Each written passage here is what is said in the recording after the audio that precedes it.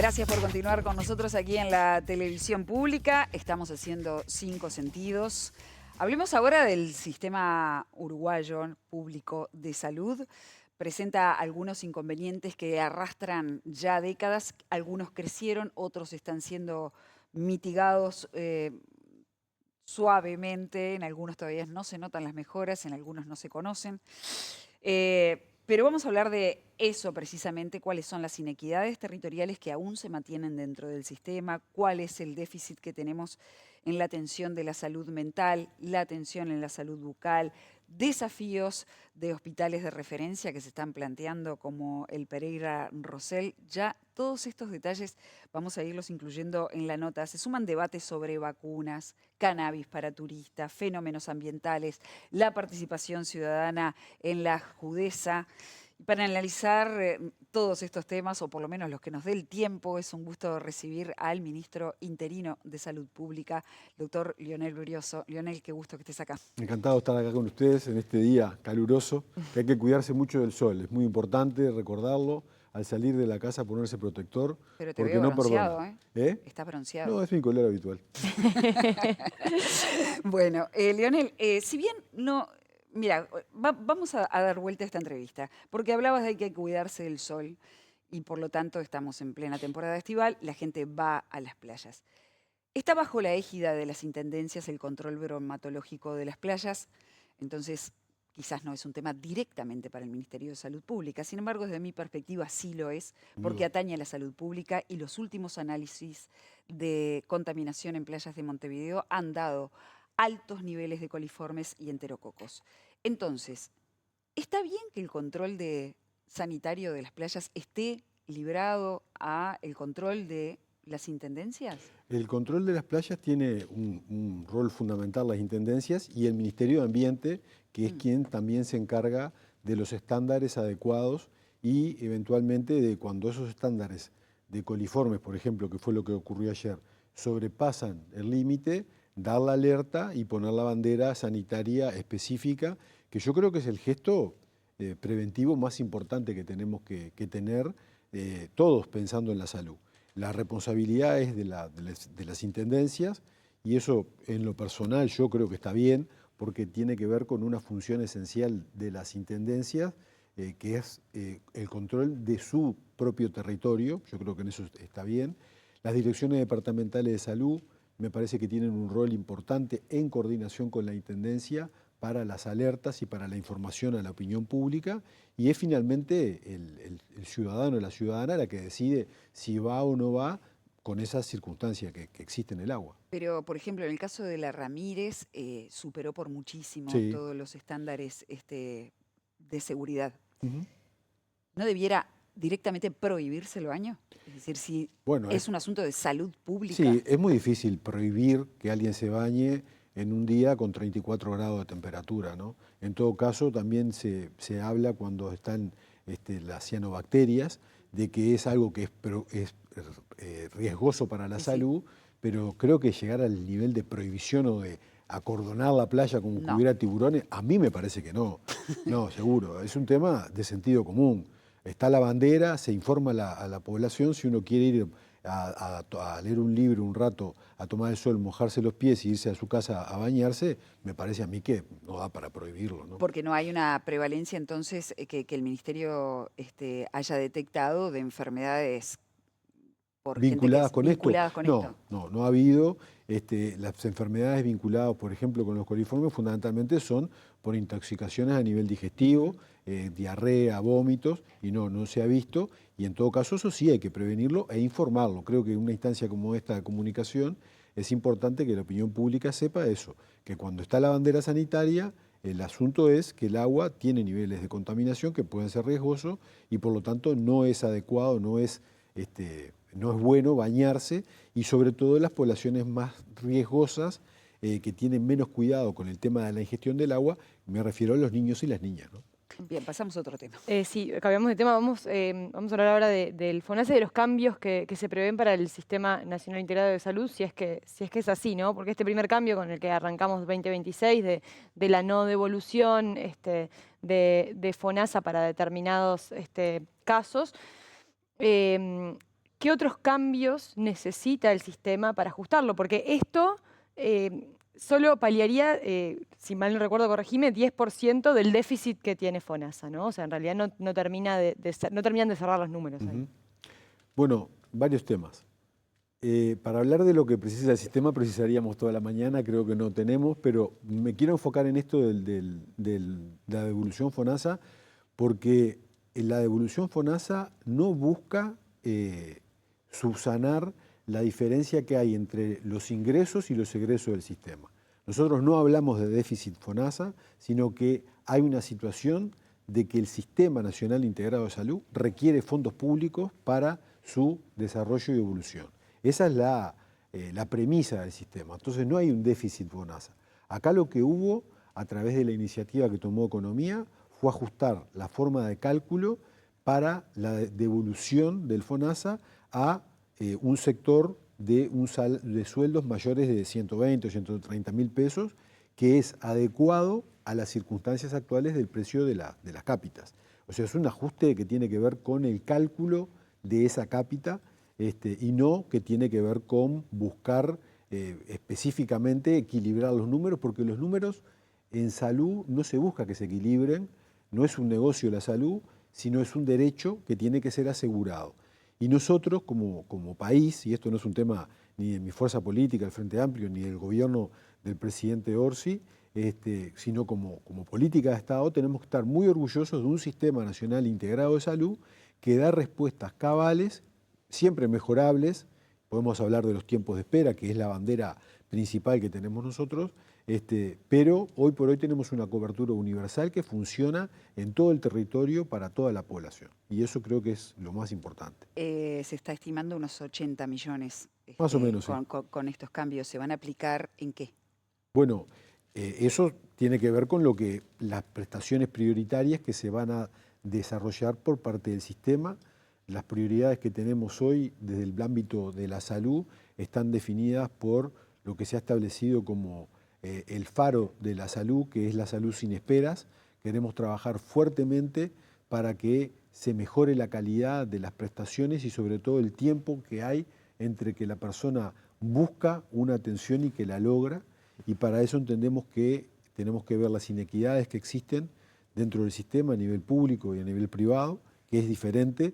Hay más tiempo de espera en el sector público que en el privado, y eso es un tema que tiene que ver con la vulneración socioeconómica de derechos de la población que allí se asiste y que queremos corregirlo, y para eso ACE está haciendo esfuerzos para mejorar las prestaciones.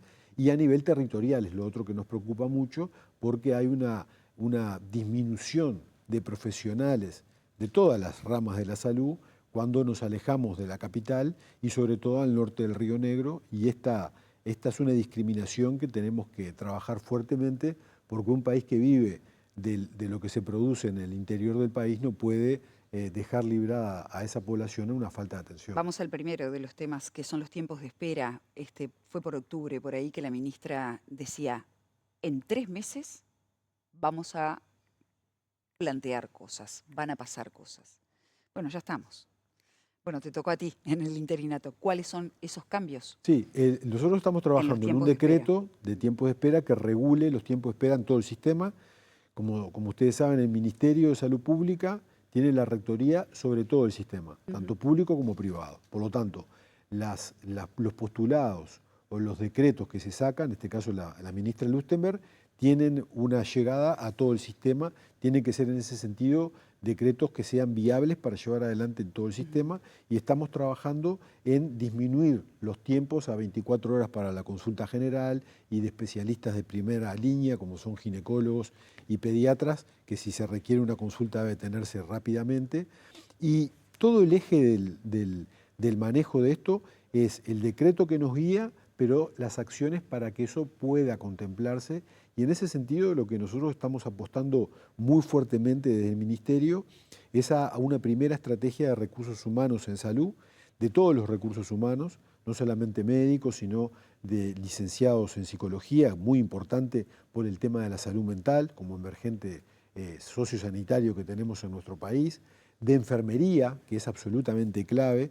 La enfermería es la amalgama que hace que todo el sistema funcione y hay un déficit muy importante de licenciadas y enfermeras universitarias en todo el país. Trabajo social, cada vez más tenemos problemas de vulneración de derechos a nivel social que requieren una mirada especialista. Y la idea nuestra es generar múltiples escenarios de enseñanza-aprendizaje en todo el país, en instituciones públicas y privadas, donde se puedan formar profesionales en esta área, porque hemos demostrado fehacientemente, científicamente, como se dice, en una experiencia que hicimos en la clínica que yo dirijo, la Clínica Ginecológica A, de que allí donde se forman los residentes, en el caso de mi especialidad, allí quedan residiendo. Más del 80% de los residentes que se forman en el interior se quedan en el interior trabajando. Y con esa línea pensamos proyectar eso no solamente para las especialidades médicas, sino para todo el personal de salud, y creemos que al fin del periodo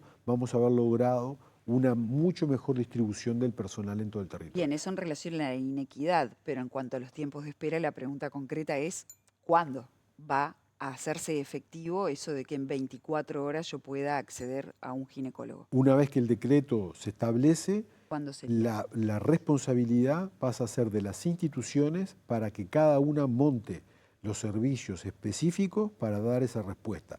Cada institución sabe en cada lugar lo que tiene que hacer y nosotros como ministerio podemos apoyar el desarrollo de esas oficinas de gestión de los tiempos de espera, yo diría, para llamarlo de alguna manera, como se hace, por ejemplo, también con los retrasos quirúrgicos. Ustedes saben, yo soy ginecólogo, opero y hay un gran retraso quirúrgico y en cada institución el manejo de ese retraso quirúrgico se hace de manera diferencial. Entonces nosotros como ministerio vamos a posicionar la meta con el decreto y luego cada institución se tiene que hacer cargo de generar los mecanismos con el control del ministerio para que ello sea, que se cumpla. ¿El Y además, decreto establece sanciones para quienes no cumplan con...? bueno, tenemos dos mecanismos ahí que son muy importantes y que quería referirme.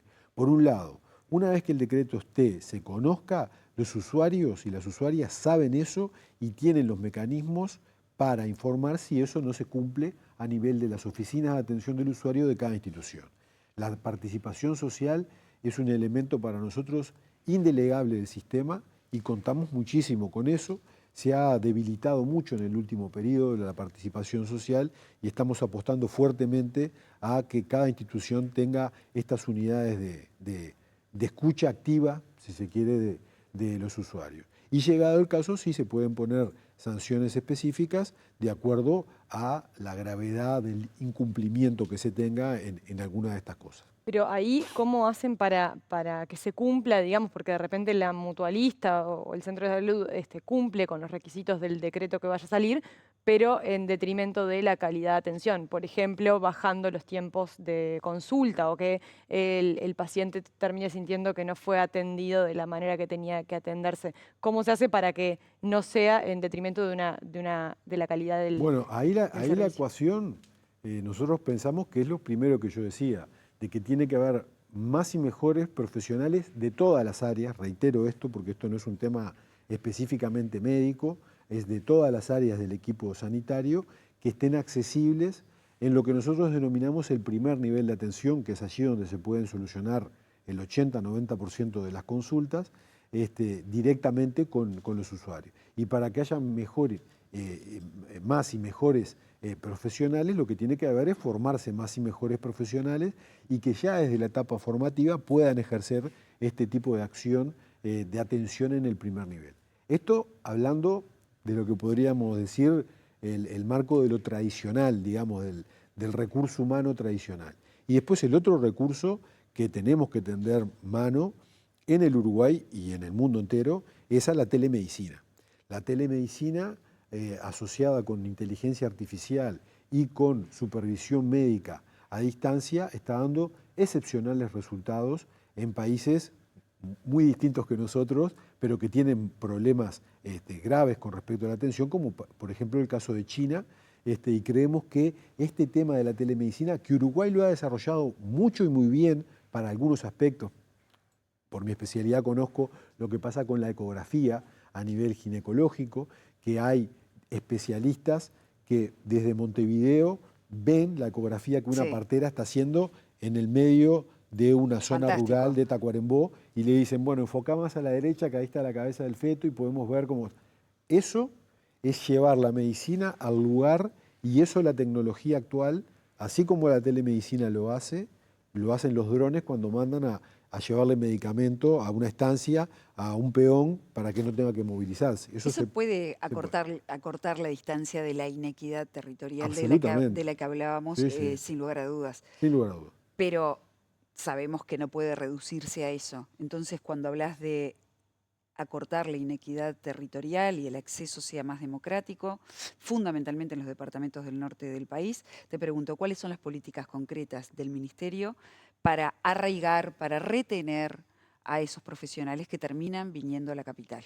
La estrategia que ya está aprobada por el gabinete de la ministra Lustenberg y en la cual hemos trabajado directamente es la que me refería, la primera estrategia de recursos humanos en el Sistema Nacional Integrado de Salud, que consta de abrir decenas de escenarios de formación integral de profesionales en instituciones públicas y privadas de todo el territorio, haciendo convenios entre las facultades y las instituciones, tanto públicas como privadas, para que en esos lugares se monten lo que se llaman centros docentes asociados de las diferentes unidades, y allí vayan, por ejemplo, en el caso médico, residentes de diferentes especialidades que hagan la especialidad en ese lugar de manera total o parcial, porque esa es la forma que hemos visto, lo hemos demostrado en un trabajo de descentralización de 15 años, que es la que se genera las condiciones para que el profesional se quede.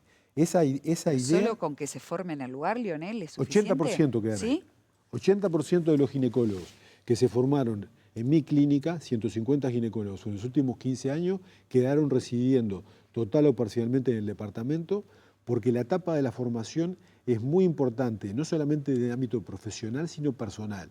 Es un momento en el que el individuo establece lazos afectivos, sociales, parentales, y además, si desarrolla la formación al egreso, ya va a tener generalmente una oferta laboral en general muy buena para quedarse. Esto que aplicamos para la especialidad, una especialidad quirúrgica además, o sea que tiene la complejidad del entrenamiento en destrezas específicas, creemos que es aplicable firmemente para el resto, y esto acompañado con el mejoramiento de los cargos en esos lugares. Estamos pensando en cargos de alta dedicación, sobre todo para los profesionales jóvenes, ya sea de medicina, de enfermería, en el cual se pueda tener alta dedicación horaria con mejor salario. Esto se puso en práctica y se mejoró mucho también las condiciones laborales. Y por qué no pensar en cargos mixtos, público-privados, por ejemplo, aplicados para las zonas rurales, en donde parece absurdo tener una policlínica de la Administración de Servicios de Salud del Estado y una policlínica de la mutualista del departamento, cuando podrían complementarse las actividades. O sea que eso estamos trabajando. Es un diseño complejo, yo lo digo así, parece que qué fácil que es esto. Es bastante complicado porque hay cuestiones que tienen que ver con leyes, con derechos laborales de unos y otros, con estructuras funcionariales distintas, pero estamos yendo en esa dirección con esa visión clara de trabajo sobre las inequidades. Bien. Leonel, te pregunto por esta política que se ha mencionado bastante, porque el cuidado de la infancia, la infancia como prioridad es un tema central para el gobierno. Sobre el tema de los datos y la trazabilidad de las historias de los niños desde el embarazo, ¿no? Lo hablamos acá en el programa varias veces, sobre esa propuesta de conocer la historia del niño para que cuando nace ya poder tener las políticas necesarias para contenerlo, para guiarlo. ¿En qué está esa etapa? O sea, ¿ya ha aprobado el presupuesto? ¿Cuándo se empieza a implementar? ¿De qué manera? Bueno, ayer hubo anuncios muy importantes por parte del ministro Sibila, del Ministerio de Desarrollo Social, que dan cuenta, a poquitos días de aprobado el presupuesto y la gestión del presupuesto, de cambios importantes en la materia, con la extensión de los bonos familia para mujeres embarazadas y niños menores de 1 año, creo que son, y que tienen que ver justamente con esto. La idea es llegar, por ejemplo, en este caso, a 30.000 hogares de embarazadas y recién nacidos. Tenemos que tener en cuenta que en el Uruguay nacieron el año pasado 26.800, ¿no? O sea, tenemos chance realmente de llegar casi a la totalidad de las embarazadas, eventualmente, con situaciones de riesgo, con estas políticas. La trazabilidad empieza en el momento del embarazo, porque la primera infancia empieza antes en el embarazo. ¿Tá? No podemos hablar de primera infancia sin hablar de lo que acontece en el embarazo, porque, digamos, los determinantes de lo que ocurre en la primera infancia se dan durante la gestación en el vientre materno. Por eso hablamos de justicia reproductiva y primera infancia. Y en ese sentido, el sistema que tenemos de información es un sistema muy potente que se desarrolló en nuestro país por el Centro Latinoamericano de Perinatología y se llama Sistema Informático Perinatal, SIP.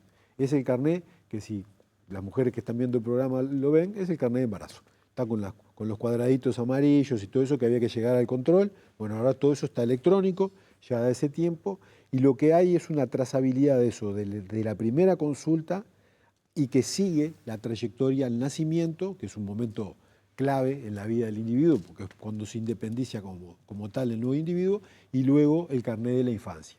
Ese es el carné que está llevando la dirección de la política, y hay un servicio de información que une todos estos datos a nivel de sistema de transferencias en el Ministerio de Desarrollo Social, y es allí donde se seleccionan las alertas para ver a qué poblaciones hay que apoyar económicamente, socialmente y sanitariamente, con controles específicos que requieran mayor los sectores. Y eso ya más está vulnerados. operativo, o sea, ya se está haciendo. Eso está, yo creo que se ha avanzado mucho en eso, se está trabajando y ya está dando los primeros frutos. Siempre es mejorable, pero ese es el camino que estamos haciendo, y en conjunto con eso dispositivos transversales que se incluyen, que tienen que ver con la captación de embarazos de alto riesgo, por ejemplo, de situaciones de alta vulneración de derechos, como lo denominamos a las embarazadas que están en situación de calle.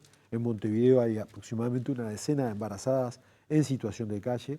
El tema emergente grave de la sífilis durante el embarazo, que es un marcador de inequidad social muy importante y que requiere una mirada específica con referentes de cada institución para el seguimiento de esos casos. O sea que hay una línea global, de un plan global de Contralor, y luego programas transversales que se hacen justamente, como hablábamos hoy también con la inequidad de los tiempos de espera, para mitigar estas inequidades sociales, que son lo que han aumentado notoriamente en un país que cuando empezamos el gobierno tenía el 31% de los menores de 6 años por debajo de la línea de pobreza. Tenés ahí igual el problema de lo mal que se cruzan los datos en el Estado, ¿no? O sea, los Sí. datos que vienen del Hospital Pereira Rosell no Sí. están asociados con los del INAU. ¿Y eso cómo se trabaja? Bueno, ahí estamos trabajando en un lugar donde transversalmente vemos las políticas, que es el Consejo Nacional de Políticas Sociales, que es un lugar institucionalizado ya desde el primer gobierno de Tabaré Vázquez, creo, hace 20 y pico de años. Ahí estamos todos los subsecretarios, y en ese ámbito estamos estableciendo las formas de funcionamiento de estos sistemas de información, que la sede central, de alguna manera, como tiene que ver con el efecto de las transferencias, está en el MIDES. ¿Hay acuerdo en el sistema político, hay acuerdo en la sociedad de que los problemas de salud mental en Uruguay, bueno, a nivel mundial, tienen una prevalencia sumamente importante, y además hay evidencia empírica de eso? Este gobierno puso mucho énfasis en ese tema. ¿Cuáles son los avances que se han logrado en este periodo desde que asumió esta nueva administración en el acceso a los especialistas en salud mental? Yo creo que en estos primeros 9 meses de gestión del gobierno del presidente Orsi y la ministra Lustenberg, lo que hemos logrado es ordenar el panorama de los servicios que hay, tomar todas las iniciativas que hay en el ámbito público y privado para generar una red, un entretejido a nivel territorial que permita contemplar las situaciones de salud mental, y ahora vamos por lo más complejo de alguna manera, que es los dispositivos de salud mental que están estructurados, que realmente se cumplan y que la gente que precisa tenga acceso a los especialistas, porque acá tenemos una enorme inequidad, ¿no? Acá el tema del acceso a la salud mental tiene que ver específicamente con el dinero que se cuente para poder acceder a un especialista, y eso de alguna manera es algo que va en contra de lo que nosotros consideramos que es el derecho a la salud. Hemos dividido la problemática de la salud mental, porque estamos acostumbrados cuando el problema es muy grande, dividirlo para que sea Claro. en la salud mental, en el Sistema Nacional Integrado de Salud. De eso se está encargando la profesora Fernanda Nosal, que es la directora general de la salud, y ha desarrollado múltiples acciones a nivel territorial con los equipos locales para poder en cada uno de los departamentos tener equipos que puedan tener una respuesta oportuna y efectiva con respecto a esto, y cerró el año con la Acción País de Salud Mental, que fue la que configuró de alguna manera cuál es el universo de efectores que hoy tenemos. Y por otro lado, estamos trabajando en un aspecto específico, pero muy dramático de la salud mental, que es lo que denominamos la salud mental en la emergencia social, que tiene que ver con los problemas que hoy vive un contingente muy importante de compatriotas que se encuentran en el círculo, en el perverso círculo, yo diría, de violencia, situación de calle, situación de privación de libertad, conflictos con la ley y reinserción, donde el común denominador de ese grupo poblacional que directamente anda en el entorno de los 3.000 compatriotas, pero que llega en sus entornos familiares a más de 100.000, es uno, la violencia sufrida durante la infancia. Todos los estudios que hemos hecho y todos los que se han hecho a nivel local desde hace tiempo indican que las personas que están en ese circuito de vulneración de derechos tienen el común denominador de la violencia sufrida en la infancia, tanto varones como mujeres, y hay lo que se denomina la patología dual o afección dual, que es problemas de salud mental que se interrelacionan con el consumo problemático de sustancias, pero que se imbrincan de tal manera que uno no sabe qué es lo que está en la base del problema y por lo tanto deben ser abordadas en conjunto.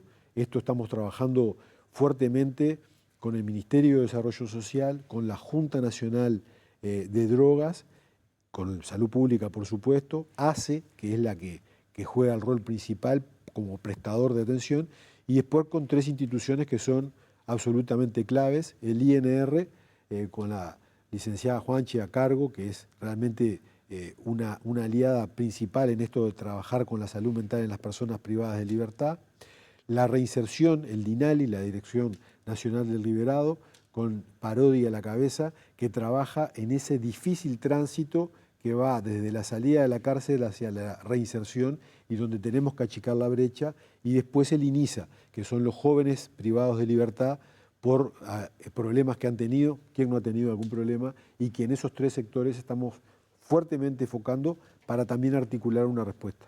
Leonel, la última, estamos cerrando ya la entrevista cortita, sobre interrupción voluntaria del embarazo. ¿El gobierno, el Ministerio de Salud Pública, tiene previsto impulsar cambios en la ley, por ejemplo, la extensión del plazo a 14 semanas para poder realizar el procedimiento? ¿O qué va a pasar con las migrantes? O sea, cuestiones que quedaron ahí en discusión.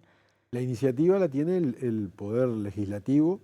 Nosotros lo que hicimos como Poder Ejecutivo fue, al inicio del periodo, en marzo, sí, creo que fue en marzo, enseguida que asumimos, le presentamos una propuesta a la ministra Lustenberg para volver a convocar a la Comisión Honoraria de Derechos Sexuales y Reproductivos del Ministerio, que agrupa a todas las instituciones públicas, privadas, ONG, academia, que trabajan en el área, y establecimos un proceso participativo que ya ha llegado a su fin para establecer cuáles son las prioridades para el periodo 26-30 en el tema de la salud sexual y reproductiva.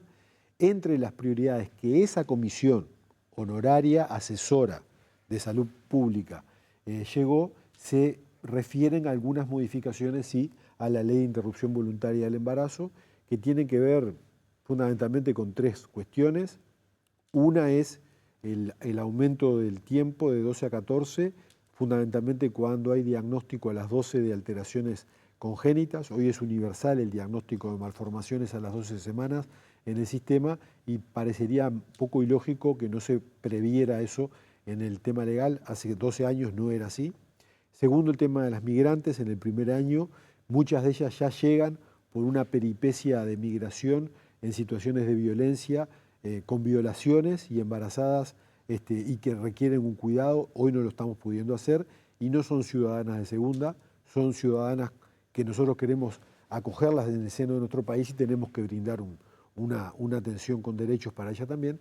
Y lo otro es el tema de los tiempos de espera, que se ha demostrado en estos 15 años de aplicación de la ley que realmente en inmensa mayoría de los casos no se ve. No va a ser iniciativa en principio del propio ministerio, pero es conclusiones que desde la comisión se sacan, y en el mes de marzo, cuando se entreguen estas conclusiones formalmente a las autoridades, al gabinete ministerial y al presidente de la República, se establecerá específicamente qué hacer. Lionel, gracias por haber venido esta Un gusto. mañana a la televisión pública. Mira, nos quedó hablar sobre la campaña de vacunación contra la gripe y el COVID. Vacúnense, eso es lo más importante. Bien, así, con esa prontitud Sí. te pido una respuesta. ¿A favor o Vacunarse. en contra de la venta de cannabis a los turistas? Bueno, pensé que me ibas a preguntar de la vacuna. ¿A favor o en contra? Yo creo que el Uruguay tiene que cuidar a todas las personas que están en el territorio, y así como hablábamos de las migrantes que llegan a nuestro país, también tenemos que cuidar a los turistas. Como decía que él reclame un turista, un amigo, no me acuerdo cuánto tiempo hace, y me parece bastante ilógico que un turista que llega al Uruguay tenga que recurrir al comercio ilegal si quiere consumir en el tiempo de estadía marihuana, por ejemplo. Entonces yo creo que es un tema que es adecuado desde el punto de vista sanitario para cuidar a la gente que viene a nuestro país, ofrecerle sistemas seguros con respecto, por ejemplo, al consumo de alcohol, saber qué están consumiendo y, por qué no, de cannabis, cuando a nuestros propios ciudadanos sí lo tenemos. Es un tema sanitario de primer orden, cuidar a la gente que está acá, y además es también seguir arrebatando, en lo que tiene que ver con el cannabis, el mercado del narcotráfico, que ya disminuyó desde la aplicación de la ley que se implementó en el gobierno de José Mujica, de un 70% a un 5%, y eso es un elemento muy importante. Gracias por haber venido. Encantado.